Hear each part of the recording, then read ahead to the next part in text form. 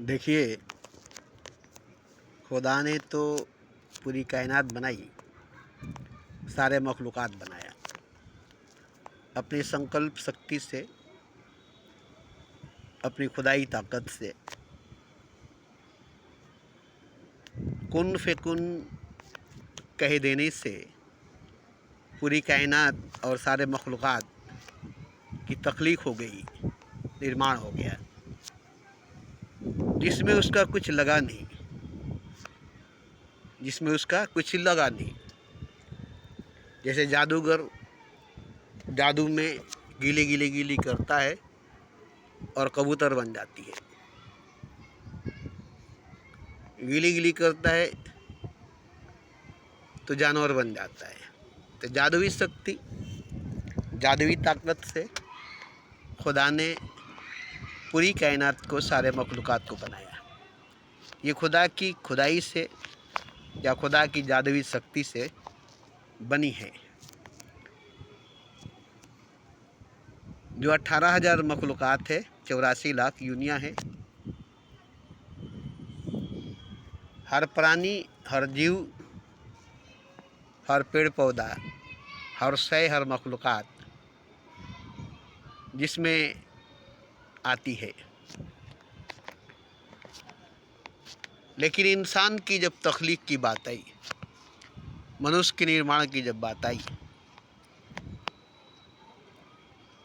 तो जादू से इंसान नहीं बना, खुदाई ताकत से मनुष्य नहीं बना।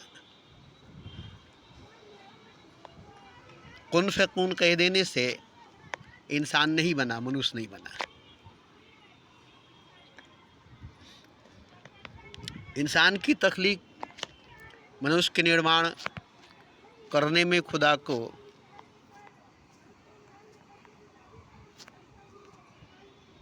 समय तो वहाँ नहीं थी कि मैं बताऊं। अगर समय होती तो अरबों खरबों युग बीत गए होते सिर्फ इंसान को तख्लीक करने के बारे में सोचने में, खुदा को, मनुष्य को निर्माण करने के बारे में चिंता करने में खुदा को अरबों खरबों युग बीत गए होंगे। कैसे बनाए, किससे बनाए, क्या लगा कर बनाए। आपको ये बात हल्का लगती होगी, हल्की लगती होगी। मैं खुदा के दर्द को महसूस करता हूँ, खुदा के तकलीफ़ को महसूस करता हूँ,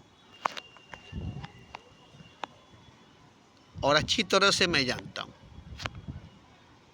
सिर्फ महसूस ही नहीं करता हूँ, ये बात मैं अच्छी तरह से जानता हूँ। जैसे खुदा जानता है वैसे मैं जानता हूँ, बिल्कुल वैसे ही। जैसे एक माँ बच्चे को जन्म देती है तो 9 महीने में उसके साथ क्या गुजरती है, उस पर क्या बीतती है, और बच्चे को जन्म करते वक्त, पैदा करते वक्त, डिलीवरी के समय माँ पर क्या गुजरती है, ये उसकी बेटी तब तक नहीं जानेगी जब तक वो माँ नहीं बनेगी। लाख बताने की कोशिश करे, लाख समझाने की कोशिश करे, मगर बेटी नहीं जान सकेगी कि माँ अपने बच्चे को पैदा करने में जो 9 महीना लगाई है, और उस समय में 9 महीना जो गुजारी है वो कैसे गुजरी है। 9 ही महीना में माँ के लिए एक युग से ज़्यादा समय गुजर गई है। देखने में तो 9 महीना है, मगर 9 महीने में एक युग गुजार दी है। और अपने खून का एक एक कतरा, मांस का एक एक परचा, हड्डी का एक एक टुकड़ा, नस का एक एक हिस्सा, और अपने दिल के जज्बातों को, अपने सोच, अपने ख्यालातों को उसमें बढ़ती चली गई। 9 महीना में उसमें पिरोती चली गई। 9 महीना में अपनी जान तक की बाजी लगा दी, पैदा करने के वक्त, डिलीवरी के वक्त, जन्म देने के वक्त। उसके बाद जब बच्चा पैदा हुआ तो उसको जो खुशी मिली है, पूरे परिवार को वो खुशी नहीं मिलेगी जो बच्चा पैदा करके माँ को मिली है, जो बच्चे को पैदा करके माँ को मिली है, ये खुशी माँ बनने के बाद ही मिलेगी, माँ बनने में ही मिलेगी। पति से भी मिलन करके, सेक्स करके, जना करके, शादी करके वो खुशी पत्नी को नहीं मिलेगी जो बच्चे को पैदा करके माँ को मिलेगी। जो खुशी बच्चा पैदा होकर के माँ को देता है, वो खुशी बाप उसको पैदा करके नहीं दे सकता, शौहर उससे शादी करके सुहाग रात मना करके भी उसको नहीं दे सकता। इसलिए बाप से भी ज़्यादा और शौहर से भी ज़्यादा पहले बच्चे की अहमियत है। पहला बच्चा, पहली बार जो बच्चा पैदा हुआ, पहली बार जो माँ बनी, पहले बच्चे की माँ जो बनी, उस वक्त बाप से पाया हुआ प्यार, शौहर से पाया हुआ मोहब्बत सब भूल चुकी है। क्यों? कि इसमें उसकी अपनी लगी है, खून का एक एक कतरा, मांस का एक एक पर्चा, हड्डी का एक एक टुकड़ा, नस का एक एक अंश, अपना सारा सोच, अपनी सारी भावनाएं उसमें उड़ेल दी है। इसलिए बाप से भी बढ़कर पहला बच्चा है, शौहर से भी बढ़कर पहला बेटा है। तो ये चीज़ एक माँ ही समझ सकती है, एक माँ ही समझती है। बेटी को जितना भी समझाए, जब तक बेटी माँ नहीं बनेगी तब तक बेटी माँ की दर्द को नहीं समझ सकेगी। इसी तरह से खुदा के बारे में कोई भी अगर समझने की कोशिश करेगा तो उसको खुदा बनना पड़ेगा। अब आप कहेंगे कि तो खुदा तो कोई बन नहीं सकता है, खुदा तो कोई बना नहीं है, एक ही तो खुदा है। तो ये बात सच है कि एक ही खुदा है, कोई और खुदा नहीं बनेगा, कोई और खुदा नहीं बन सकता है। मगर ये बात सच नहीं है कि कोई खुदा नहीं बन सकता है। एक ही माँ बन गई फिर कोई माँ नहीं बनी, ऐसा तो नहीं हुआ। एक ही माँ बनी उसके बाद कोई माँ नहीं बनी, ऐसा तो कोई नहीं हुआ। एक ही बाप बना उसके बाद कोई बाप नहीं बना, ऐसा तो नहीं हुआ। एक ही पेड़ बना उसके बाद कोई पेड़ नहीं बना, एक ही पक्षी बना उसके बाद कोई पक्षी नहीं बनी, एक ही जानवर बना उसके बाद कोई जानवर नहीं बनी, एक ही बूंद बना फिर कोई बूंद नहीं बनी, एक ही कतरा बना फिर कोई कतरा नहीं बनी। इस तरह का नियम कानून नहीं है। इसलिए खुदा एक ही है और वही एक खुदा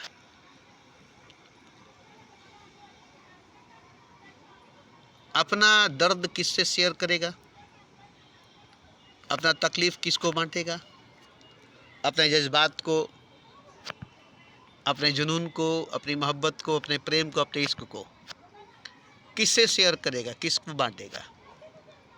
और उसके दर्द को, उसके एहसास को, उसकी मोहब्बत, उसके प्रेम, उसके इश्क को, उसके दया, उसके करम, उसके रहम को कोई अगर नहीं समझेगा तो फिर उसका होना बेकार होगा, खुदा का होना बेकार होगा। खुदा होकर भी खुदा रोएगा। मेरे दर्द को कोई नहीं समझा, मेरी तकलीफ़ को कोई नहीं समझा, मेरे एहसास को कोई नहीं जाना, मेरी मोहब्बत, मेरा प्रेम, मेरे इश्क, मेरी मौजा, करामात, करिश्मा, मेरी खुदाई, मेरी कायनात, मेरी बनाई हुई हर मखलूक़ात, हर शय, हर प्राणी को कोई नहीं जाना। तो ये उसके लिए बहुत दुख भरी बात होगी, दर्द भरी बात होगी, तकलीफ़ भरी बात होगी। तो इसको आप कैसे जानेंगे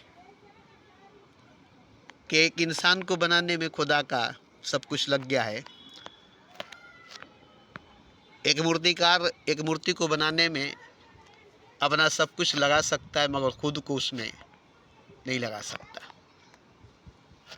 मूर्तिकार एक मूर्ति को बनाने में अपना सारी कलाकारी लगा देगा मगर खुद को उसमें नहीं लगा सकेगा।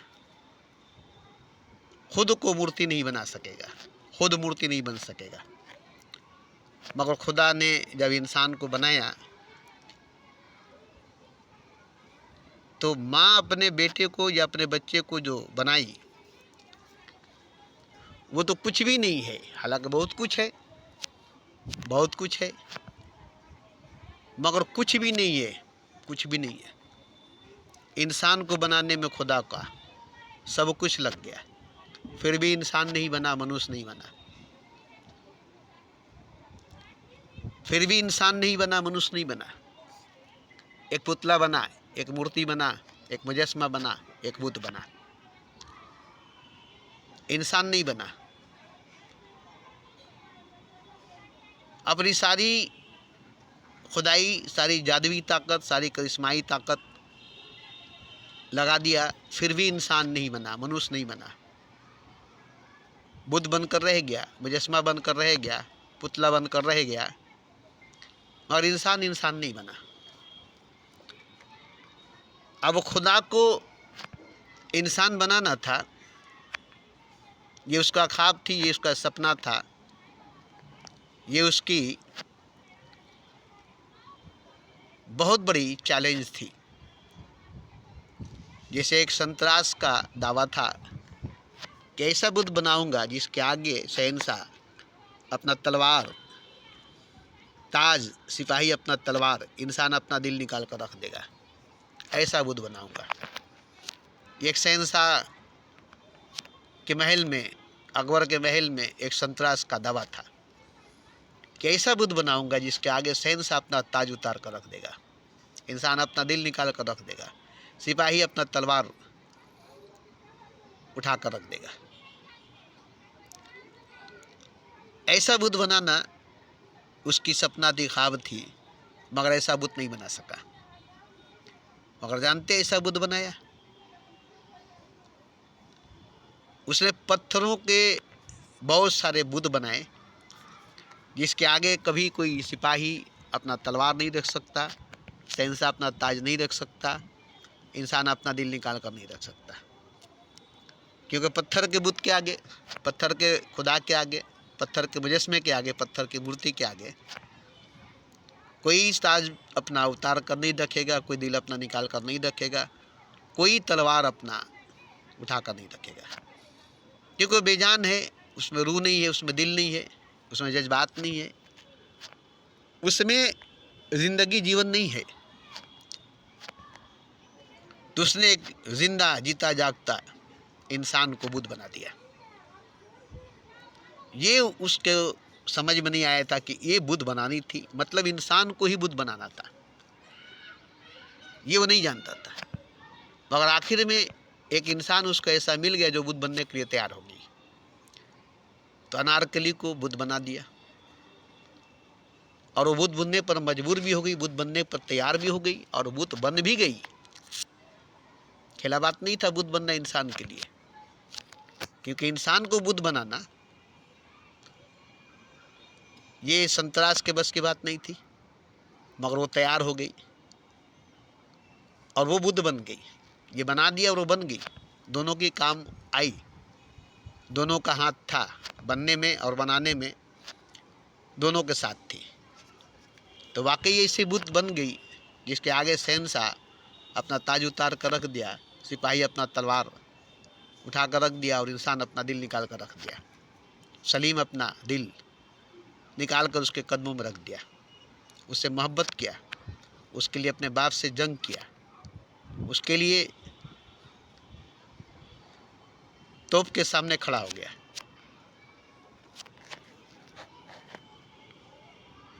तो जिंदा इंसान को बुद्ध बनाया, जिंदा इंसान बुद्ध बनी, तब न ऐसा हुआ।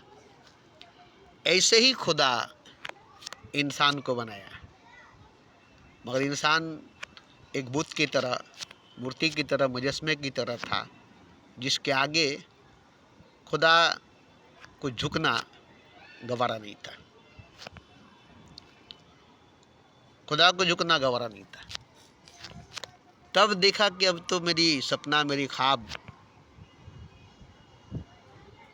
हकीकत नहीं बनी, सच नहीं बना, तो उसने खुद को ही बुद्ध बना लिया। इंसान बना लिया, खुद ही वो इंसान बन गया। अब यहाँ देखिए बहुत बड़ी बात है खुदा को इंसान बनना। खुदा एक अजीम हकीकत है, एक अजीम, एक अनंत, एक विराट सच है। और वो एक क्षुद्र बनेगा, वो एक अदना बनेगा, वो एक बूंद बनेगा। कितना सिकुड़ेगा, कितना सिमटेगा, कितना छोटा होगा। तो खुदा ही खुद इंसान बना, खुदा ही खुद इंसान बना। आपने इंसान को पहचाना नहीं, इंसान को जाना नहीं। आप समझे कि इंसान हरामी है, गुंडा है, बदमाश है, मवाली है, बेईमान है, शैतान है, ये है, वो है, वो है, ये है। मगर एक तरफ रावण को देखिए, दूसरी तरफ राम को देखिए, दोनों इंसान हैं। एक तरफ कंस को देखिए, दूसरी तरफ कृष्ण को देखिए, दोनों इंसान हैं। एक तरफ मूसा को देखिए, दूसरी तरफ फिरौन को देखिए। एक तरफ अब्राहा को देखिए, दूसरी तरफ इब्राहिम को देखिए। एक तरफ देवताओं को देखिए, एक तरफ राक्षसों को देखिए। एक तरफ स्त्री को देखिए, एक तरफ पुरुष को देखिए। आप देखकर कभी नहीं कहेंगे कि ये भगवान है, ये खुदा है, ये ईश्वर है, ये अल्लाह है।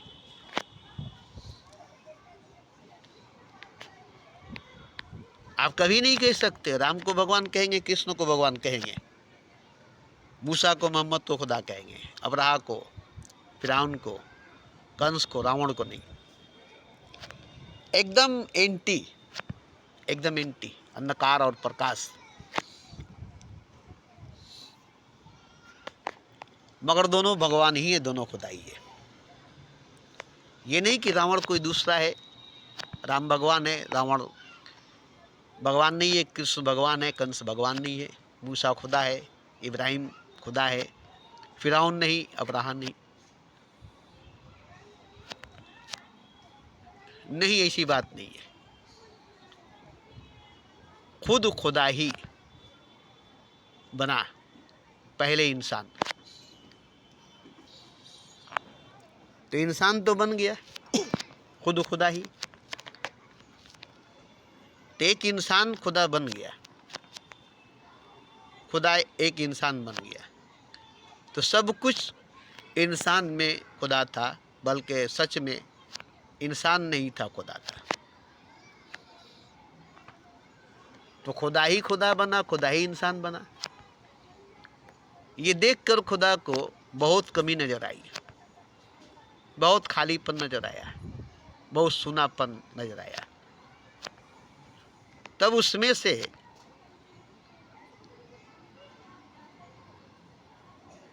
बनाना शुरू किया पूरे कायनात, सारे मखलूकात को फिर से,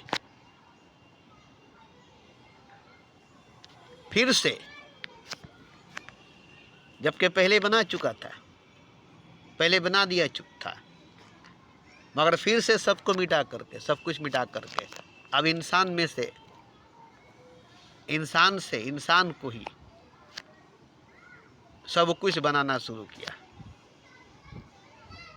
इसके पर्दे में खुद को ही खुदा सब कुछ बनाना शुरू किया और सब कुछ बन गया। क्या क्या नहीं बना, क्या क्या नहीं बनाया खुद को खुदा ने।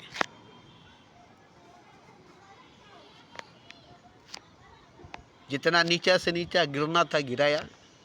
अरे ऊंचाई पर, बुलंदी पर वो है, वहां से अपने आप को वहां पर देखा। सबसे नीचे स्तर पर गिर करके वहां भी अपने आप को देखा। तो खुदा है, कहीं पर है, फर्क नहीं हुआ। और सियाजम पर बैठा हुआ खुदा और पूरे नीचे सतह पर गिरा हुआ खुदा, कोई भेद, कोई फर्क नहीं लगा। सोना अगर ताज में है, हीरा अगर ताज में है, और ताज से गिर करके, डगर करके वो किसी गटर में, किसी पैखाने के चेंबर में चला गया, तो ताज में था तो उसकी कदर व कीमत इज्जत थी। तो ताज में से निकल कर गिर कर के अगर वो गटर में, पैखाने के चेंबर में, पैखाने में जाकर बरसों बरसों तक पड़ा रहा, उसे छोड़ दिया गया कि अब ये ताज से निकल गई है, ताज से गिर गई है, अब ये गटर में, पैखाने के चेंबर में, पैखाने में चली गई है, अब इसको निकालना बेकार है। उस राजा ने छोड़ दिया क्योंकि उसके एहसान के खिलाफ थी, उसके गुमान के खिलाफ थी, उसके अहंकार के खिलाफ था। मगर वही हीरा बरसों बरसों उसी पैखाने के चेंबर में रहने के बाद जब उसे निकाला गया और जब वो निकला तो जो ताज में लगी हुई हीरा थी और जो पैखाने के चेंबर से, पैखाने के अंदर से निकाला गया हीरा था, दोनों को सामने रखा गया साफ सुथरा धो करके। तो ये ताज में पड़े रहने वाला हीरा और पैखाने के चेंबर में पड़े रहने वाला हीरा एक दो महीना, एक दो साल नहीं, बल्कि कई सदी गुजर जाने के बाद ये जब निकला तो जो ताज में हमेशा रहा, सरताज बनकर राजा के सर पर हमेशा सवार रहा, उसी हीरे के साथ इसको धोकर साफ सुथरा करके उसे रखा गया और जांचा गया, परखा गया, मुआयना किया गया कि क्या फ़र्क हुआ है इसमें, इन दोनों हीरे के अंदर कितना फ़र्क आया है। जरा भी फ़र्क नहीं आया, जरा भी फ़र्क नहीं आई। गंदे गटर में, पैखाने के चेंबर में, पैखाना में पड़ा हुआ हीरा सदियों सदियों से, युगों युगों से पड़ा था, जरा भी फ़र्क नहीं आई। ताज में जड़े हुए हीरे में और इसमें जरा भी फ़र्क नहीं आया।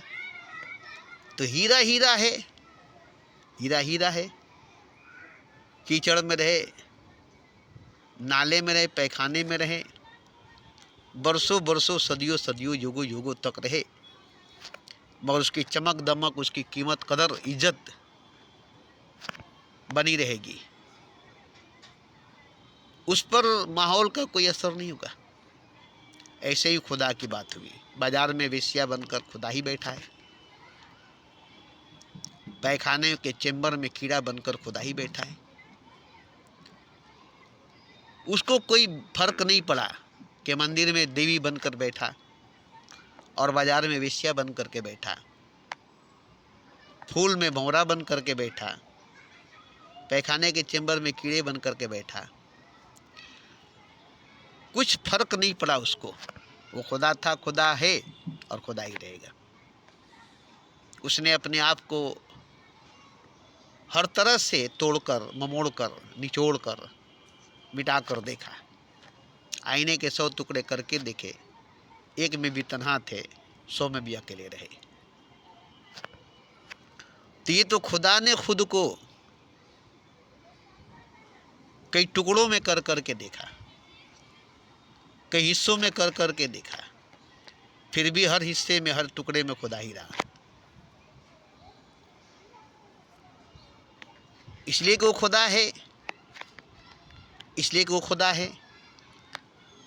और किसी चीज़ को टुकड़ा टुकड़ा करेंगे तो टुकड़ों में बढ़ जाएगा, मगर खुदा खुद को टुकड़ा किया, कई टुकड़ों में बांट दिया, मगर हर टुकड़े में और हर टुकड़ा पूरा का पूरा खुदा रहा। इसलिए आज एक जर्रा पूरा का पूरा खुदा है, एक कंकड़ पूरा का पूरा शंकर है।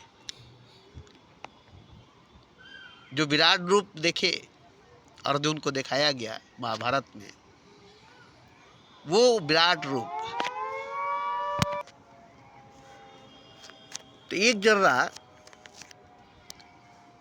उतना ही बड़ा है जितना बड़ा के खुदा है, एक कंकड़ उतना ही बड़ा है जितना के बड़ा शंकर है, क्योंकि कंकड़ ही शंकर, जर्रा ही खुदा है। पदार्थ ही परमात्मा है। अब ये तो साइंस वालों को भी मालूम नहीं हुई, धर्म वालों को भी मालूम नहीं हुआ। धर्म वाले भी नहीं जान सके, साइंस वाले भी नहीं जान सके। क्यों नहीं जान सके? इसको देखने के लिए वो निगाह, वो आँख, वो नज़र न किसी धर्म वालों में है, न किसी साइंसदानों में है। न किसी धर्म वालों में है, न किसी साइंसदानों में है। वो दृष्टि, वो देव दृष्टि इंसानों में है, मनुष्य में है। जैसे रामकृष्ण परमहंस ने देखा काली को एक मंदिर में, एक मूर्ति में, एक प्रतिमा में, और उसी में डूबे खोए रहे बरसों। मगर जब उनकी देव दृष्टि खुली, थर्ड आई तीसरी निगाह खुला, तो उसी एक काली को पूरे ब्रह्मांड में, पूरे कायनात में देखे। अब उसके बाद वो मंदिर जाना छोड़ दिए। पूछा गया क्यों मंदिर नहीं आते? माँ को भूल गए क्या? बोले नहीं, माँ को कहाँ से भूले, माँ तो अब हर वक्त हर जगह दिखाई देती है। जा आचे माँ आचे, जी आचे माँ आचे। कागज पत्थर लोहा लक्कड़ कूड़ा करकट, रुपया पैसा धन दौलत, पशु पक्षी मनुष्य देवता, मंदिर मस्जिद गिरजा गुरुद्वारा, सभी तो माँ आचे, सभी तो भगवान आचे, सभी तो एक आचे। तो ये देव दृष्टि खुलने के बाद रामकृष्ण परमहंस को दिखाई दिया, उससे पहले नहीं। इसी तरह से अर्जुन को भी जब देव दृष्टि मिली तो देखा तो पूरे ब्रह्मांड, पूरे कायनात, सारा मखलूकात, सारा जीव, सारा प्राणी, सारा शस्त्र गस्त्र ग्रंथ अर्थ वायु जल अग्नि, सब ईश्वर ही था, सब खुदा ही था। तो ये देव दृष्टि हर मनुष्य के अंदर, हर इंसान के अंदर है। अब इस देव दृष्टि को खोलने के लिए सबसे पहले हृदय चक्र को एक्टिव करनी पड़ेगी। मूलाधार चक्र से ऊपर उठना पड़ेगा, मूलाधार चक्र से ऊपर उठना पड़ेगा। और देव दृष्टि को खोलने के लिए हृदय चक्र को खोलना पड़ेगा। और हृदय चक्र प्रेम के बिना नहीं खुलेगी, मोहब्बत के बिना नहीं खुलेगा, इश्क के बिना नहीं खुलेगी। हृदय बहुत बड़ा चक्र है, बहुत बड़ा कमल फूल है, बहुत बड़ा पंखड़ियों वाली। इसके बाद कंठ है, इसके बाद आज्ञा, इसके बाद शास्त्र चक्र है। मगर हृदय चक्र के बिना कोई भी चक्र जितनी भी हो, हृदय चक्र के बिना वो एक्टिव हो ही नहीं सकती है। और प्रेम के बिना हृदय चक्र एक्टिव नहीं हो सकती है। कितनों साधना करें, तपस्या करें, ध्यान करें, प्रेम नहीं होगी तो हृदय चक्र बंद रहेगी। और जब हृदय चक्र खुलेगी तो प्रेम जागेगी, मोहब्बत जागेगी। और सिर्फ प्रेम ही होगी, मोहब्बत ही होगा। उसके बाद कंठ चक्र खुलेगी, आज्ञा चक्र खुलेगी, शास्त्र चक्र खुलेगा। उसके बाद पूरे ब्रह्मांड, पूरे कायनात एक रूप में नजर आएगा, एक शक्ल में दिखाई देगा, एक नजर आएगा, एक दिखाई देगा, एक हो जाएगा। फिर देखने वाला भी आंख नहीं रहेगी, अब देखने की आंख नहीं रहेगी। अब जो दिखाई दे रहा है वो खुद देखने वाला हो जाएगा। देखने वाला और दिखाई देने वाला दो नहीं रहेगा। अब ये आँखों की जरूरत नहीं पड़ेगी और देखने की जरूरत नहीं पड़ेगी। सब कुछ मैं हूँ, सब कुछ मैं हूँ, मैं ही मैं, मैं ही मैं ही मैं हूँ। और दूसरा कुछ भी नहीं है, दूसरा कोई भी नहीं है। इस हालत में, इस अवस्था में वापस आने का मतलब हुआ फिर से उसी जगह पर हर तरफ से लौट कर आना जहाँ से चले थे, लौट कर वहीं आ गए। फिर से उसी हालत में, उसी अवस्था में आ गए जब कुछ नहीं था, जब कोई नहीं था, सिर्फ मैं था, सिर्फ मैं था। सिर्फ मेहता।